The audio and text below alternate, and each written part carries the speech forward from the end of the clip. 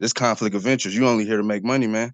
You know what I'm saying? It ain't no crime. Wait a minute. Ain't no I'm victim not or your no man. loss, bro. I'm not your, listen, Hey, listen, I'm hey, not your look, man. look, sir. I'm not your Hey, bro. sir.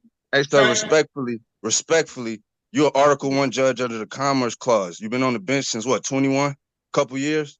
You need to talk to somebody. I'm not your bro. I'm not your man. And I'm not to be interrupted when I'm speaking. I gave you the respect and the right to speak. Just because you're unsatisfied with the way that I ruled, then that's not my problem. Alright guys, today we've got a heated courtroom showdown for you, Judge Perkins versus a sovereign citizen, and this one gets intense fast. The defendant missed his scheduled court appearance and claimed it happened because he was locked out of the Zoom call. Yep, that was the explanation he gave. But Judge Perkins clearly wasn't convinced and wasted no time denying his motion, and once that happened, everything escalated. The defendant immediately became argumentative, and you could feel the tension rise. Missing court is already a serious issue, and coming in with a smug attitude definitely wasn't helping his case. What makes this hearing especially interesting is how quickly things shifted once the judge made her decision. The more he tried to push back, the more obvious it became that the courtroom wasn't going to move on his terms. Let me know what you guys think about this one in the comments, and let's jump right into this intense hearing as Judge Perkins firmly shuts down the defendant's arguments. Excuse me, sir. I heard you say that you only read the first couple lines. Is there any way we could possibly take another case until you get the chance to read the entire thing? It's only 2 pages. I'm not going to read this entire thing today. It's only like 3 paragraphs, the entire thing. The rest are just case sightings. All right, I'm gonna deny the motion. I will set the matter for. Is there any way I can get a written? Can I get a written articulation as to why you're denying the motion? I'm denying the motion because I would just appreciate a written excuse. Can I get a written articulation? I might give it to you in writing. Are we on record? Are we on record? We're on record. Okay. Is this court bound by the U.S. Constitution and Supreme Court rulings? Yes. Okay. You were denying my motion when I said that I had Fourth Amendment violations, and you're saying that you're denying my motion without looking into it or granting me a hearing to go over my motion, or give me an articulation as to why, a written excuse as to why. I want to make sure that that's what you're saying to me. You're asking for a change of venue. I'm denying. I'm saying that I know there's a motion for dismissal, and I'm saying that you, as an Article 1 judge under the Commerce Clause, if you're not going to uphold my due process and my Fourth Amendment, I'm saying that maybe we could change venues where I could get a real judge. Okay, I'm denying a motion to dismiss. Okay, I'll set a trial date for you so you can be heard on that type of forum. I insist that the court give me a written excuse as to why you're denying my motion, so I can take that to the tenor. Okay. Well, you can insist all you want to. Okay. I appreciate that, but I'm telling you, you're telling me today why you're not going to look into it or give me a hearing. That's so I can go over the evidence that I have to present to go with my motion. You don't want to do any of that, so I'm just asking that you can give me a written excuse that I could go take and complain against you on, because that's violating my due process. You didn't even give me the chance to say we're going to schedule a evidentiary hearing or something like that. You're going to sit up here and disregard that when I made genuine claims and put genuine evidence in there. Overwhelming. I honestly can't tell at this point whether this guy truly believes what he's saying or if he's just trying to play dumb to stall things out. Let me know what you guys think, especially when it comes to the motion and his attempt to get a new judge. The thing is, a judge isn't required to write out some lengthy explanation every time a motion gets denied, especially when there's no real legal basis behind it. And that's what makes this whole situation so strange. The motion gets denied, and suddenly his answer is to start pushing for a different judge, like that's going to somehow change everything. It really feels like he just didn't get the answer he wanted, and now he's frustrated because the court isn't playing along.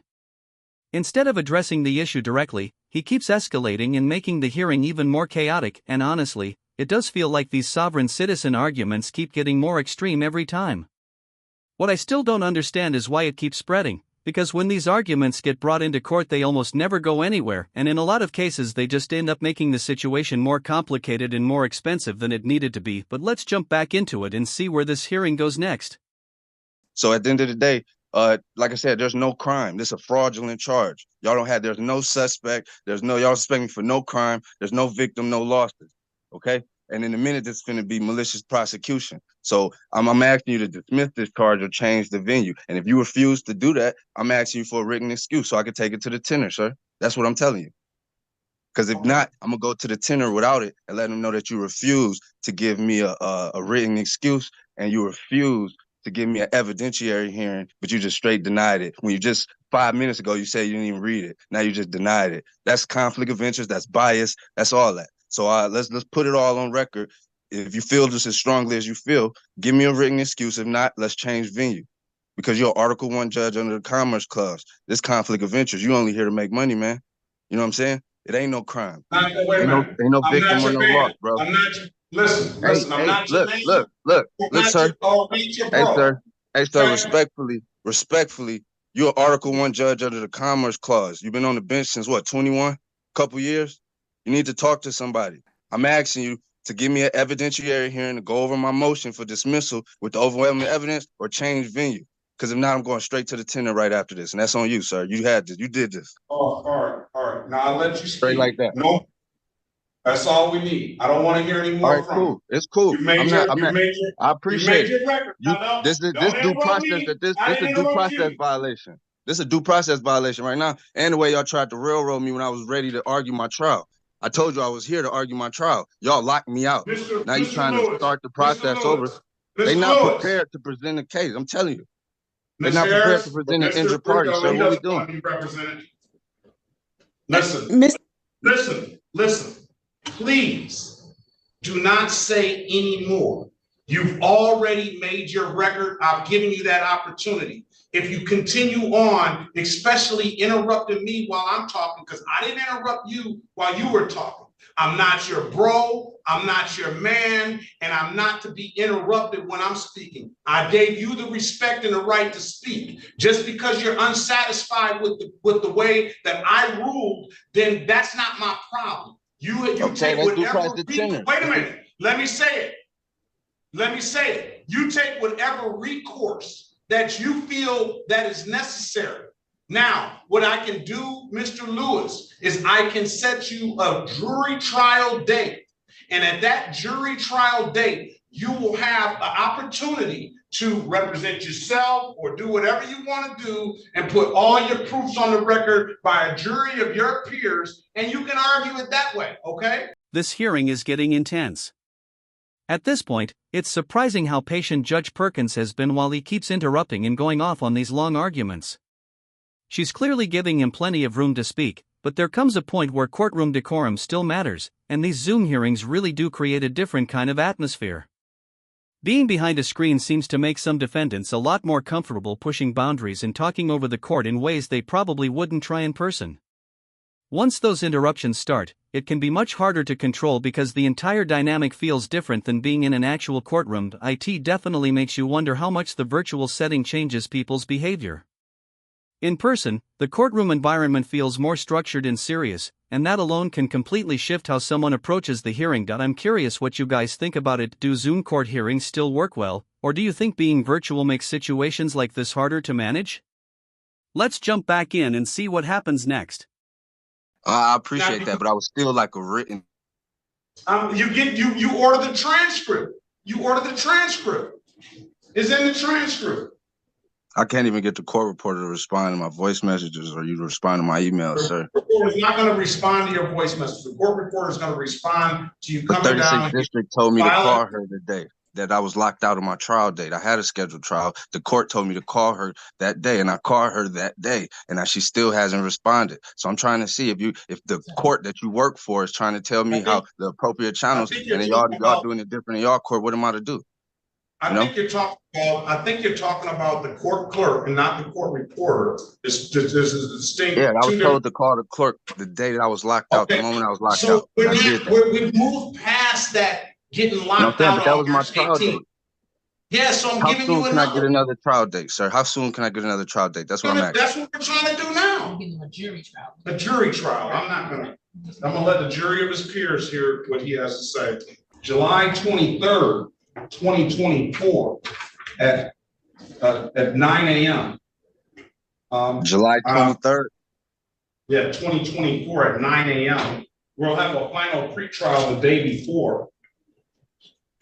Why would we need a final pretrial? Why would we need a final pretrial? Because I said I wanted one. But that's how you protecting your interest. You protecting your interest, and you're gonna dismiss it on that day. So you trying to play with me? You could dismiss it today, sir. God. You literally, but a final pretrial 8:30. You are literally violating my due process. You can't even give me a written excuse, but you're gonna all this whole. Mr. Lewis, I know you don't want counsel, but is it possible we could talk in a breakout? Excuse me, ma'am. Excuse me, ma'am. I am in pro se. I'm in pro se. Go wherever you want to. Final pretrial July 22nd. And trial date is going to be July 23rd. All the parties must appear on the final pretrial date, and the jury, and that can be on Zoom. And the next day, the jury trial date is in person. Have a very good day, Mr. Green. Best of luck to you. That's not my name. And honestly, I'm really curious to see how this whole situation ends up playing out. If you guys want to see more from this case, let me know in the comments, because if enough of you are interested, I'll definitely cover the next part in the coming days, but I also want to hear your thoughts on this hearing overall. For me, this one felt a little different. The defendant pushed back hard, talked over the judge multiple times, and yet the hearing kept moving without any immediate consequences. It definitely made for a tense courtroom exchange. I know people will probably have mixed opinions on how it was handled. Some may feel the judge showed a lot of patience and kept control by staying calm, while others might feel a stronger response would have been more effective. That's what makes hearings like this so interesting. Everyone walks away with a different perspective. That's the courtroom for you though. Every judge handles things their own way, and every hearing can go in a completely different direction. That's going to wrap it up for this one. If you enjoy this kind of courtroom content, make sure to like and subscribe. I really appreciate you guys watching, and as always, take care.